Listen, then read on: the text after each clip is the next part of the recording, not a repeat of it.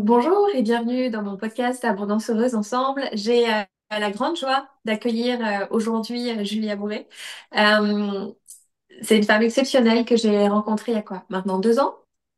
Ouais, Ça fait à peu c'est près ça. ça 2 ans, déjà. ouais. Elle m'a fait l'honneur d'être ma cliente dans une des premières versions d'Elevate Success à l'époque où c'était vraiment orienté business coaching holistique pour les coachs et les thérapeutes. C'était ça à l'époque. Et je t'ai vu te transformer, puis tu as créé quelque chose d'extraordinaire et ton propre modèle de succès, ton abondance et tu as une tellement belle contribution auprès des entrepreneurs que puis je t'ai embauché aussi, tu fais aussi t'as un bon pied dans mon entreprise aussi, donc c'est un grand plaisir pour moi de t'accueillir. On n'a pas vu ça exactement comment je pourrais te présenter. Est-ce qu'on va dire closeuse éthique, closeuse de cœur, mais t'es aussi Oui, formatrice. Donc c'est ça qu'on est des pionnières du nouveau paradigme. On n'aime pas trop les cases. c'est ça. Et c'est difficile, tu sais, cette forme d'appel comme à l'école. Mais non, tu vois, j'œuvre à ça en ce moment. C'est plutôt ça d'ailleurs. Alors à quoi tu œuvres en ce moment, Julia? J'aime bien parce que j'ai récemment vu une personne qui m'a dit je suis slasheuse. Et en fait, c'est vraiment en ce moment, je trouve, aujourd'hui, on n'est plus qu'une seule chose à la fois, on est plein de choses et c'est dur de se définir d'une seule chose. Mais j'ai commencé mon activité entrepreneuriale en étant closer. Donc, je continue, je suis closer, closeuse, mais je préfère dire closer. Oui. Euh, Et j'axe quand même mon métier sur la vente éthique. J'ai à cœur aussi d'accompagner les entrepreneurs à se réconcilier avec la vente. Je travaille aussi maintenant dans du marketing relationnel. Je mets en lien des closers avec des entrepreneurs et vice-versa. Donc voilà, j'ai plusieurs casquettes aujourd'hui, mais j'œuvre en tout cas dans le domaine de la vente éthique et la vente du cœur. Voilà. Et on peut vraiment dire que t'es une femme souveraine, t'es dans ton leadership, ton abondance s'élève et s'enrichit vraiment. Et on en parlait un petit peu en off juste avant de débuter, l'objet de cette saison 2, je le rappelle parce que je suis pas sûre d'avoir apporté autant de contexte dans les épisodes précédents.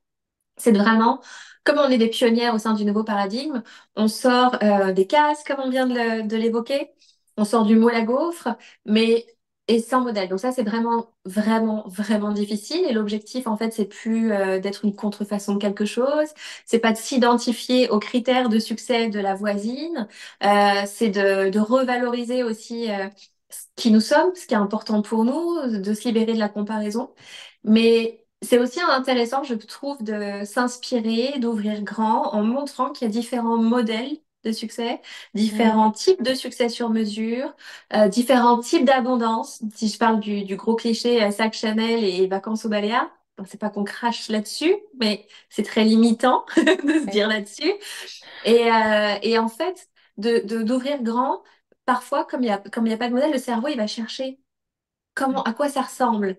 Et je trouve qu'offrir, d'inviter toutes mes anciennes clientes et d'offrir au monde, de les mettre en lumière et de montrer ce panel-là, ça permet de se donner de nouveaux degrés d'autorisation pour se créer son propre succès, avoir une entreprise qui nous ressemble vraiment. Et je sais que toi aussi, l'abondance, sa définition a énormément évolué. Et pour toutes les femmes qui nous écoutent, est-ce que tu peux partager, est-ce que tu as envie de partager à quoi ressemble l'abondance et quel est ton rapport à l'abondance? Est-ce qu'il a changé? Est-ce qu'il évolue? Est-ce que tu te sens toi dans l'abondance? Voilà, j'ai envie que Ouais. tu partages tout ça pour commencer. Parce qu'on parle souvent de ça, c'est vouloir une forme d'abondance, puis après on va créer plus de soi, se connecter à son propre plan pour en jouir, parce que c'est facile de tout avoir, mais après il faut profiter de tout, c'est un autre délire. C'est vrai. Merci de parler de degré d'autorisation parce que je pense que c'est hyper important et que moi, je ne serais pas entrepreneur depuis 3 ans aujourd'hui s'il n'y avait pas eu des personnes qui m'avaient euh, ouvert la voie en fait d'une certaine manière, en tout cas qui m'avaient montré qu'il y avait des choses qui étaient possibles, en tout cas autre chose qui était possible. Et donc ça, c'est vraiment un beau cadeau qu'on se fait l'une à l'autre, enfin toutes les femmes en fait. Je parle plutôt des femmes parce que c'est vraiment vers des femmes que je me suis identifiée au départ. Euh, mais c'est vrai que le monde de l'entrepreneuriat, pour moi, c'était quelque chose que je ne connaissais pas du tout. Et donc, il a fallu quand même que je puisse voir. en fait, ce que ça pouvait être et de voir qu'il y avait des femmes qui avaient réussi à créer leur abondance, voilà, en défrichant un petit peu des terrains inconnus et en passant, voilà, avant moi sur ces terrains-là. Et donc moi, pour la petite histoire, enfin, pour remettre un petit peu le contexte, j'ai passé toute ma vie de jeune adulte, en fait, de mes 20 à mes 30 ans à l'étranger. Je suis partie un petit peu avec mon sac à dos à 20 ans et je ne suis jamais rentrée. Et donc j'ai toujours eu un petit peu cette volonté d'aller sur des sentiers qui étaient un peu inconnus. Donc ça me faisait pas trop peur. Et je me suis découverte au fil des voyages et je me suis créé une vie et une abondance pour moi qui était à l'époque celle de vivre une autre réalité que ce que je pouvais connaître en fait, voilà, dans mon quotidien avec ma famille, voilà, dans une vie un peu toute tracée comme ça. Et donc, pendant très longtemps, pour moi, l'abondance, c'était l'abondance de voyage, l'abondance de liberté, l'abondance d'expériences inconnues, l'abondance de tout ça. Et puis je suis rentrée. Et je suis rentrée il y a 6 ans. Et toute cette réalité que je m'étais créée pendant 10 ans s'est écroulée, parce que je n'étais plus la Julia qui voyageait, je n'étais plus la Julia voilà, qui pouvait briller par ses expériences de voyage et qui avait toujours quelque chose à raconter, parce que voilà, elle faisait les choses pas comme tout le monde. Et, et je me suis réinstallée, réancrée dans ma ville natale. Je me suis mise en couple, je suis devenue maman. Et en fait, la relation au succès et à l'abondance a beaucoup changé à ce moment-là. Pendant toutes les années où j'étais à l'étranger, j'avais une vie sur le papier qui était très sexy, qui était très... on pouvait m'envier en fait. Voilà, j'étais jeune, j'avais toujours des boulots incroyables. J'ai aussi très bien gagné ma vie pendant ces années-là, dans certains jobs. Et à l'intérieur de moi, j'étais pas forcément très alignée. J'étais toujours à la recherche de quelque chose d'autre. Je sentais que j'étais un petit peu, voilà, des fois dans des méandres comme ça où je n'arrivais pas trop à savoir qui j'étais. Et aujourd'hui, j'ai une vie sur le papier qui est beaucoup, beaucoup moins sexy. Euh, je suis, comme tu le sais, séparée du père de mon fils depuis 2 ans. D'ailleurs, c'est à ce moment-là que j'ai eu beaucoup de ton soutien et que j'ai intégré tes espaces. Je vis seule avec mon enfant dans un petit appartement voilà, à côté de Nancy. Euh, et en fait, j'ai un degré d'abondance aujourd'hui qui dépasse tout ce que je pouvais avoir avant, en fait. Et c'est là où j'ai réalisé que ma vision du succès, mon abondance que je peux ressentir au quotidien, n'est pas forcément liée, en fait, à véritablement les circonstances extérieures, mais c'est comment je vois les choses et ce que j'en ai fait. Et donc, je peux dire aujourd'hui, oui, que je ressens beaucoup plus d'abondance en fait que pendant ma vingtaine, Euh, alors que voilà, j'ai pas des conditions de vie extraordinaires, je suis pas à Bali, je suis pas dans une grande villa, j'ai pas d'amoureux dans ma vie, mais je vis une expansion intérieure et une abondance de temps, de liberté et beaucoup d'amour, beaucoup plus que j'ai pu ressentir auparavant. Voilà. Merci beaucoup. Merci pour ça. Parce que, en fait, à travers ton parcours, tu illustres beaucoup une forme d'émancipation, en fait, d'un modèle, c'est très magazine mainstream, tu sais, un petit peu, fantasmé de ce qui est censé être la réussite et versus la réalisation de soi, en fait. Et c'est ce que j'entends à travers ton parcours. Et cette abondance qui est déjà là, elle continue. Alors, il ne s'agit pas de niveler vers le bas, mais de justement honorer ce qui est déjà là. Et dans ton cas, c'est cette abondance d'amour, cette abondance de liberté. Puis tu travailles avec des gens que tu aimes. En termes que ce soit tes clients, les entrepreneurs qui viennent te voir, il y a l'amant de ton petit garçon. Je crois que tu es en très bonne relation quand même avec le Ouais, papa de Victor, parce que on a aussi un autre point commun. Nos fils s'appellent c'est pareil. ça. Donc voilà. Bon, d'entrée de jeu, fallait qu'on se rencontre. Ça C'est allait ça. forcément au bout. Donc même à travers des gros clichés comme être séparé du père de son enfant, bah, pour autant, t'es pas en conflit. Pas du tout. C'est même l'exact opposé qui s'est opéré, parce que moi j'étais à tes côtés, donc je peux en parler. Il s'agit pas de ramener le souvenir vers nos espaces de collaboration ensemble, mais temporellement, ça, puisque tu en parles, c'est vrai que cette période-là, je l'ai bien connue, et t'allais de surprise en surprise en termes d'intelligence émotionnelle et justement de leadership, parce que moi j'aime bien parler de leadership. Ouais. C'est là où on est vraiment souveraine. D'ailleurs, je voudrais t'entendre sur ta vision de la souveraineté, sur comment elle s'incarne dans ta vie. Et j'ai l'impression que c'est ton leadership qui s'est renforcé, qui t'a permis ça, cette abondance-là. C'est un pilier aussi pour toi. Oui, tout à fait. Euh, Exactement, je pense que alors, c'est sûr qu'on est obligé de le dire, c'est à ce moment-là aussi que j'ai intégré tes espaces et forcément, ça m'a beaucoup soutenue pendant cette période parce que c'était pas voulu, mais c'est arrivé comme ça. C'était pile au moment où je vivais cette séparation qui était quand même un peu un choc pour moi. Et c'est vrai que c'est cette, comme tu disais, cette intelligence émotionnelle, ce renforcement de leadership et de souveraineté qui m'a permis de vraiment me poser les questions de qu'est-ce que je veux maintenant pour ma vie, quelle femme j'ai envie d'être, quelle mère j'ai envie d'être, quel chef d'entreprise j'ai envie d'être, et comment je peux faire en sorte que ce qui se passe dans ma vie soit à mon service et pas l'inverse. De comment transformer aussi cette... Parce que tout est une vue de l'esprit aussi. Enfin, c'est sûr qu'une séparation, c'est quelque chose de douloureux, mais je me suis dit aujourd'hui, qu'est-ce que véritablement j'ai envie de vivre? À quoi va ressembler ma vie et comment j'ai envie que ma vie soit à partir de maintenant? Et c'est ce fil conducteur et c'est ce fil rouge qui m'a permis d'être vraiment droite dans mes potes, droite dans mes bottes de ce que j'ai envie de planter comme graine et qu'est-ce que j'ai envie de voir pousser. Et ça a été vraiment le tournant en fait du reste de ma vie parce que là, ça a fait 2 ans et je me dis, mais quel jardin en fait. Je savais, j'ai un peu planté mes graines comme ça, un peu, voilà, en me disant, c'est ce que j'ai envie de voir pousser, mais j'étais toujours un petit peu en me disant, bah, j'espère que ce sera des belles fleurs, j'espère que ce sera des arbres avec plein de fruits hyper juteux.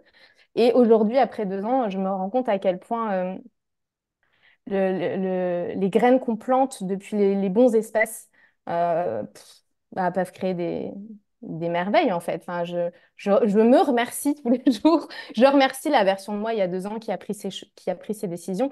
Et ça demande aussi d'être, oui, ça demande d'être dans son leadership et sa souveraineté parce que c'est pas simple. Ça nécessite de savoir où on va et de chaque jour, en fait, se choisir et choisir vers où on a envie d'aller.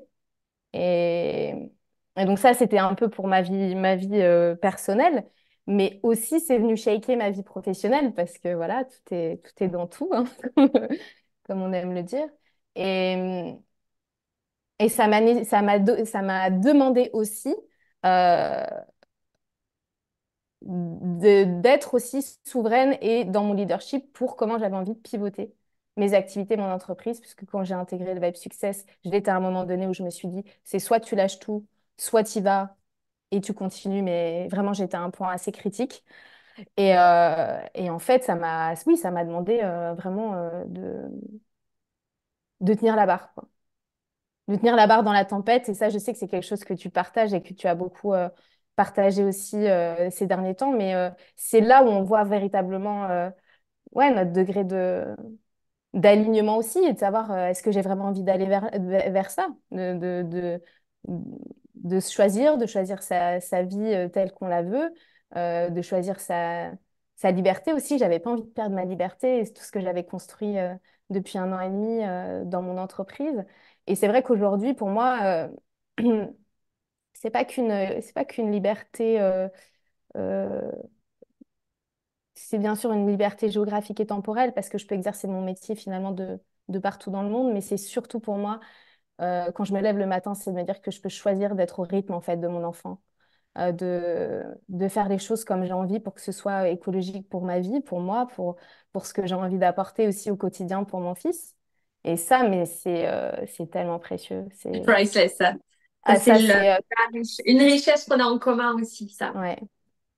Ça, je crois que c'est en tant que mère, je pense que c'est le plus beau cadeau que j'ai envie de lui offrir, c'est mon temps et c'est le fait d'être je le vois tous les jours, tout le monde aussi autour de moi le voit bien, à quel point ça permet d'avoir un quotidien qui est riche en fait de tout, puisqu'il n'y a pas ces injonctions, ce stress, ce fait de se dire j'ai envie d'être autre part, j'ai envie de faire les choses autrement.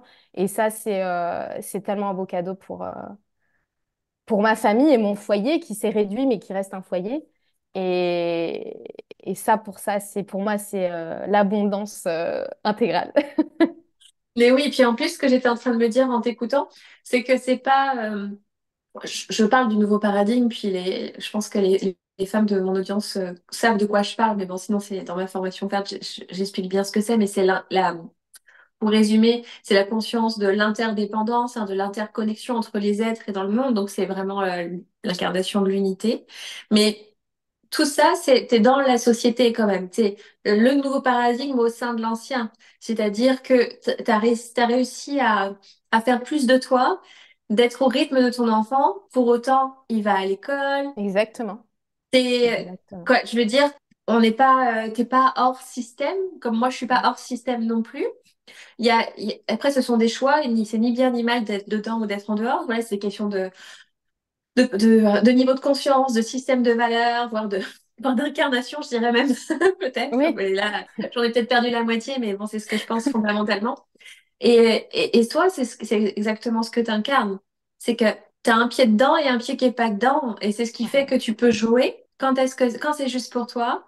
Et la souveraineté, c'est encore, et d'ailleurs, ça montre aussi à quel point on est des pionnières, c'est créer son propre modèle.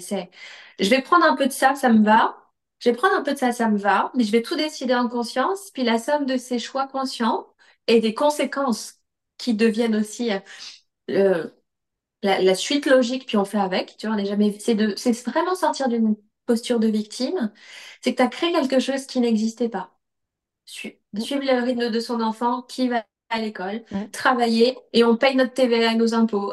Tu sais. exactement. Mais on est super libre. Et c'est ce que toi, tu as créé. Puis moi, j'ai plein de points en commun aussi avec toi. Et la souveraineté, c'est ça, c'est plus marcher ses valeurs que militer pour. Mais on n'est pas obligé d'être anti, on peut créer dedans. Mais oui, complètement. Et ça me parle tellement parce que moi, ça m'intéresse pas forcément d'aller créer une entreprise en dehors de la France ou d'aller. Enfin, j'ai envie de faire avec le contexte que j'ai aujourd'hui, le contexte de ma vie. Pour moi, ce qui est important, c'est d'habiter près de mes proches. J'ai toutes mes piliers autour de moi, c'est-à-dire dans un rayon d'1 kilomètre.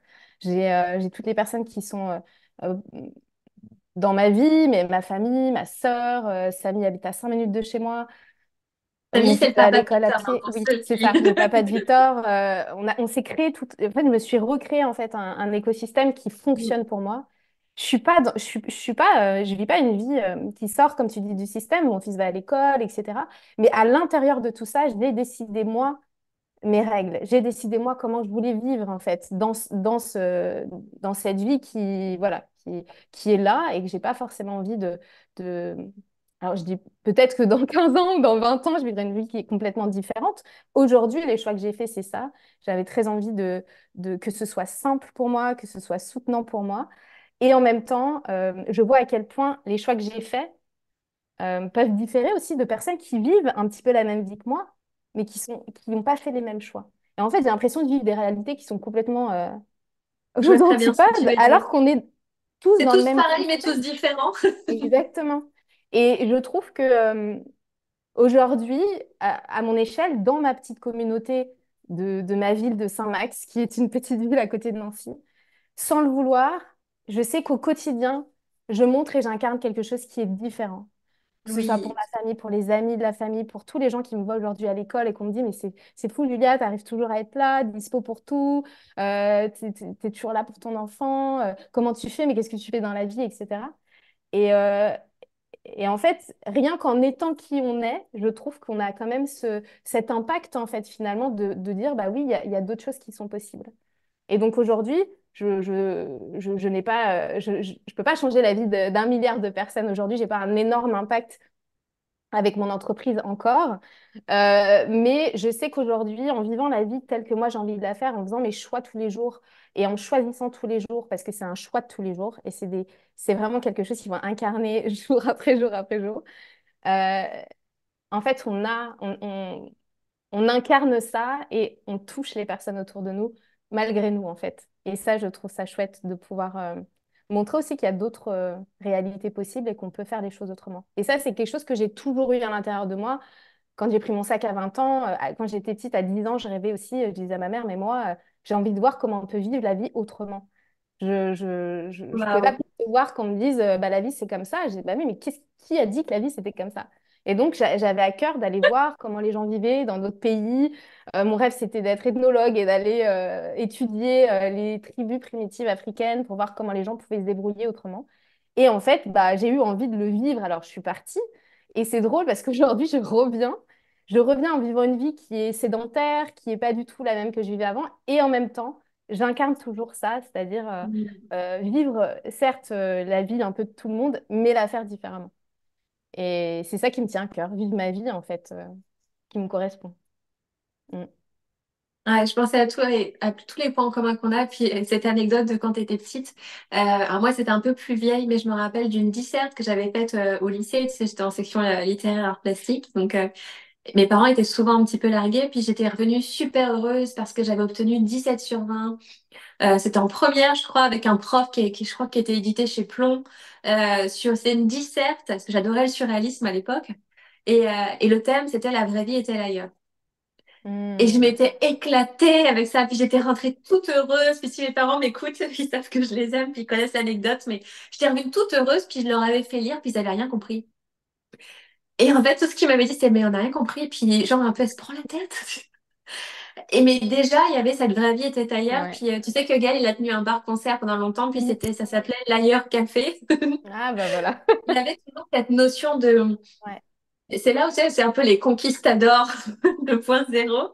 C'est qu'est-ce qu'il y a derrière la rive? Qu'est-ce qu'il y a derrière la rive? Et non, c'est pas que c'est nul, c'est pas que je vous rejette, c'est pas que je vous juge, mais je suis quand même curieuse Mm. il y a une part La de moi qui a envie de curiosité. partir à l'aventure de quelque chose. Et puis je vais créer ma façon, je vais créer plus de moi. Et puis ça demande beaucoup de courage parce que des fois, ouais, l'entourage comprend pas. Et dans ton petit village, tu es une source d'inspiration pour qu'ils puissent s'offrir de nouveaux degrés d'autorisation, pas faire comme toi. Et je trouve ça génial parce que on est toutes égales dans notre, je trouve, tu me diras ce que tu en penses, mais dans notre contribution.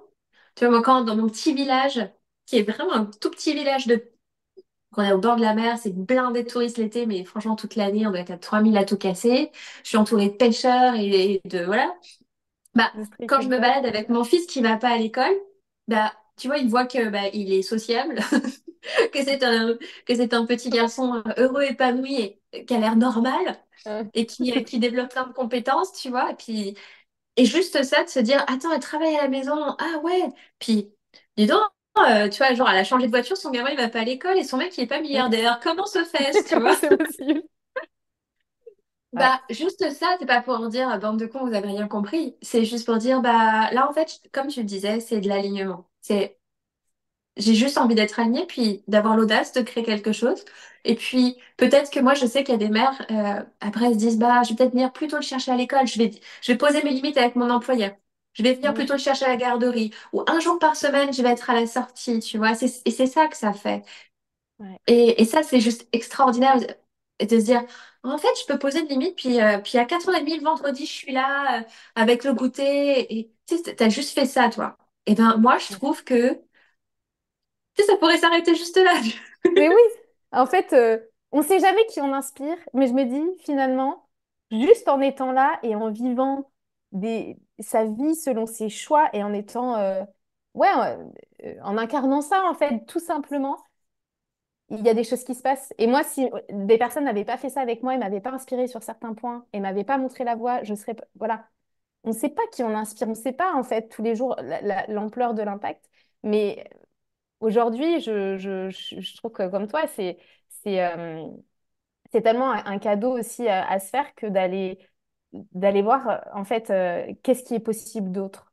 Et souvent, c'est quelque chose qu'on ne se pose pas comme question en fait dans la vie. Enfin, moi, je me le suis posé très tôt, mais je sais qu'autour de moi, c'est pas forcément le cas. Et d'ailleurs, il y en a beaucoup qui me disaient, mais arrête de te poser des questions, qu'est-ce que tu as besoin d'aller chercher ailleurs? T'es pas bien ici? Bah si, mais je sais pas, il y a tellement d'autres choses possibles dans la vie, j'ai envie d'explorer, d'aller voir ce qui pourrait me correspondre. Voilà, quand j'étais petite, c'était on me propose quelque chose, j'ai envie d'avoir le panel pour pouvoir me dire, OK, moi je prends ça, je choisis ça, ça c'est mieux pour moi. Mais si on n'a qu'un choix, on n'a pas le choix en fait. Donc c'était un peu, voilà, d'aller d'aller explorer tout ça.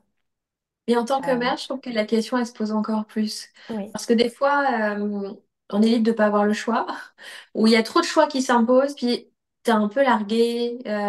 Surtout aujourd'hui, il y a plus d'infos et Mm. bon, mon Victor, il est plus âgé que le tien, donc moi, il y a 10 ans, j'étais complètement une extraterrestre. Maintenant, il y a plein de choses que j'ai fait, maintenant, c'est banal, mais on a beaucoup, beaucoup d'infos maintenant. Mais il y a Mm. quand même ce qui est bien, ce qui est mal, ce qui est bien vu, ce qui est pas bien vu, et dans tous les bords, de toute façon. Dans tous les bords, t'as ça. T'as une poussette, t'as pas le courage de porter ton enfant, tu vois. Il Alors porte, hein, il marche jamais. tu le portes, voilà. Et alors que moi, j'ai été plutôt fervente partisane du maternage proximal et Proximal. tout, mais j'avais quand même une poussette quand j'avais mal au bras, faut pas déconner, tu vois. Et pour plein de raisons, on est la mère dont notre enfant a besoin, on s'adapte à ses besoins. J'aime bien cette phrase, c'était mon slogan quand j'étais accompagnante parentalité il y a 5 6 ans. Et c'est encore vrai. Et j'ai l'impression que cette parentalité d'aujourd'hui, pour les femmes du nouveau paradigme, En fait, l'entrepreneuriat, c'est juste une continuité, mais on est presque mieux préparé. Parce Oui, qu'une fois que tu as tenu ça, une fois que tu as osé être la mère dont ton enfant a besoin, c'est-à-dire d'oser le mettre à la crèche dans une crèche respectueuse de temps en temps, ou d'oser le garder près de toi, oui, parce que c'est son besoin à lui par rapport à tel type d'attachement sécure, insécure, etc. Quand tu as fait ça, je pense que, tu sais, pour les mères, je pense que déjà, tu as les reins ouais, solides ouais. par rapport au monde extérieur, pour oser s'affirmer, faire des choix qui valident nos intuitions, oser les tenir par rapport à l'entourage. Déjà, t'es bien musclé pour être une entrepreneur, je pense, après déjà. Mais oui, et tout à fait. Et c'est vrai que avant d'être mère, je me disais que j'étais audacieuse quand même parce que j'avais fait des choses souvent dans ma vie qui nécessitaient quand même de courage, de partir seule, de changer de continent plusieurs fois, etc. Mais après, j'ai été mère. Là, je me suis dit, ah ouais, là, c'est de l'audace. Changement de game. Changement de game. Et là, en fait, ça m'a ramené à un nouveau niveau, en fait, de moi qui étais quand même une personne, malgré tout, très dans le people pleasing, très, en fait, dans faire des choix, mais quand même qui va pas trop à l'encontre d'eux, parce Assez qu'il faut pas consensuel. froisser. Voilà. Très, voilà, exactement. Et en fait, là, ça a tout changé parce que quand on parle de, voilà, de son enfant, c'est un autre niveau. Et je trouve que ça vient chercher chez nous aussi un côté où on dit stop, en fait. Là, les choses, elles seront comme ça, c'est non négociable. Il y a ce côté un peu de non négociable qui est arrivé chez moi avec Victor, qui m'a permis, après, quand il avait 6 mois, de commencer à me dire, bah, moi, j'ai envie de faire autre chose, j'ai envie de créer mon entreprise comme ça. Et puis, bien sûr, après, c'est vrai que l'entrepreneuriat, c'est aussi c'est aussi tout un monde qui nous permet aussi de marcher le chemin de l'audace, la souveraineté, le courage, etc. Et ça s'entremêle bien. Et finalement, ben, c'est un peu des vases communicants. Victor et aujourd'hui, et tu m'as beaucoup aidé pour ça, merci, c'est de plus mettre les besoins de mon enfant et mon entreprise en concurrence, d'essayer de créer quelque chose qui fonctionne ensemble en synergie. Et aujourd'hui, au fur et à mesure qu'il grandit, ça devient aussi de plus en plus simple. Mais ça, c'est vraiment quelque chose qui s'imbrique en fait l'un l'autre. Sans Victor, mon entreprise serait sûrement pas la même. Et sans mon entreprise, je serais aussi sûrement pas la même femme, la même mère, etc. Donc, c'est un beau chemin, je trouve, qui danse bien ensemble, quoi. Oui, c'est une belle alliance, je suis d'accord avec Mm, toi. Bon, moi, je te partage la même chose, hein. J'ai créé, au début, je suis devenue entrepreneur pour rester à ses côtés. mm, Parce qu'il n'y avait pas d'environnement bienveillant et sécurisant. On a testé, ça, c'était une catastrophe. Donc, il n'y avait pas de. J'étais pas une ayatollah anti tout. C'est juste que bah, près de chez nous, en Bretagne, c'est le 19e mm. siècle. Donc, C'est ça. Ouais. mais vraiment 19e siècle. Hein, c'était une maîtresse qui déchirait en petites sections les dessins quand ils étaient moches, quoi. Donc, nous, c'était l'école près de chez nous, ça. Hein. Donc, Ouais. voilà, c'était quand même du super lourd. Et c'est là, en fait, ce que tu évoques, j'étais en train de me dire, en fait, on est passé de avoir du caractère avec du succès un petit peu égotique à être vraiment une leader, où ça prend racine dans notre système de valeurs les plus profonds. C'est Mm, pas le persona, l'ego qui joue le show, Je sais pas si toi, tu étais là-dedans quand tu faisais tes voyages. Moi, c'était un peu là-dedans en tant que journaliste, tu sais. J'ouvrais le journal, je voyais ma signature, c'est trop la classe, tu vois. Bien sûr, Je, bien je sûr. le dis avec beaucoup d'humilité, mais je sais que c'est ça qui... C'était trop bien, tu vois. Je faisais une dernière, on disait, t'as fait la coup ou t'as fait la der. Trop la classe. Maintenant, c'est ce que tu me disais. En fait, toi, t'es intentionnel dans quel leader en tant que mère je suis, quel leader je suis en tant qu'entrepreneur, quel leader je suis en tant qu'ex-conjointe, et puis vous êtes toujours un couple de parents. Ouais, et ça, ça Exactement. s'honore et c'est un travail merveilleux ce que vous avez fait, quoi. Et aujourd'hui, tu es passée de femme de tête, femme de caractère, à leader de ta vie qui s'élève dans son abondance, dans sa propre expression et qui s'affranchit des critères extérieurs avec, Mm. on le voit, t'es épanouie en fait, t'es libre, parce qu'on est vraiment libre quand on s'affranchit de tout ça en fait. Moi, Oh c'est ce que oui. j'entends de ton parcours, de ce que tu dis. Très longtemps, j'ai cherché la liberté dans mes voyages. Et le jour où j'ai vraiment trouvé ma liberté, c'est quand je suis revenue chez moi. Et ça a été quelque chose qui m'a complètement, que j'avais jamais prémédité et que je ne pensais jamais vivre. C'est-à-dire trouver cette liberté-là à l'intérieur de moi, alors que je suis revenue vivre dans ma ville et que j'ai cherché cette liberté pendant 10 ans autour du monde. C'était. Waouh, c'est incroyable. Parce que ça, mais merci pour toutes les femmes qui nous écoutent, parce qu'il y a souvent ce fantasme-là. Et j'ai rien contre, parce que, bon, Bali, chez nous, tu sais, dans notre famille, dans la famille de mon mari, il y a une culture autour de ça. Il a grandi en Indonésie, Gaël. Oui, c'est vrai. Il parle indonésien. Bali, on y a été plusieurs fois. Donc, il n'y a pas de problème. On adore, si on y retournerait, on cracherait pas dans la soupe. C'est Moi pour, aussi, voilà. j'adore Bali, mais. Mais il y a tout ce côté fantasme pour beaucoup de faut vivre à Bali, faut vivre au Costa Rica. T'as pas réussi si tu bouges pas tout le temps.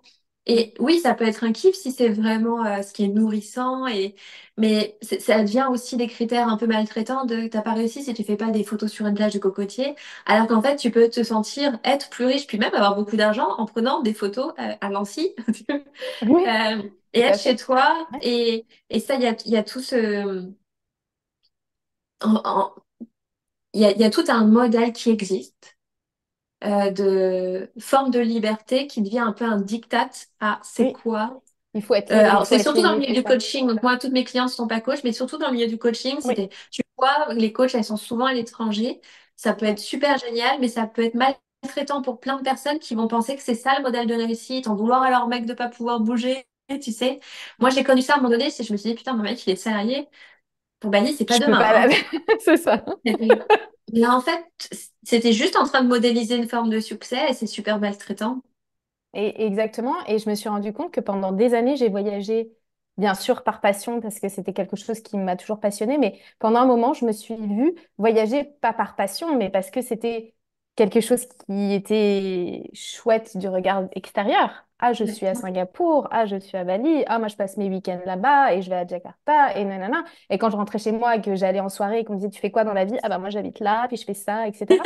Ça venait nourrir, en fait, Ça demande cette tellement d'humilité mais non, ce que mais tu fais. vraiment, c'était moi, Julia, je bosse sur des bateaux de croisière, demain je m'envole à Los Angeles. En fait, c'était mon identité, c'était l'expression, c'était toujours, ah ben Julia, où est-ce qu'elle est, où est-ce qu'elle est dans le monde? Ah ben non, je sais pas si je vais pouvoir revenir par Noël, parce que tu comprends, je suis busy, etc.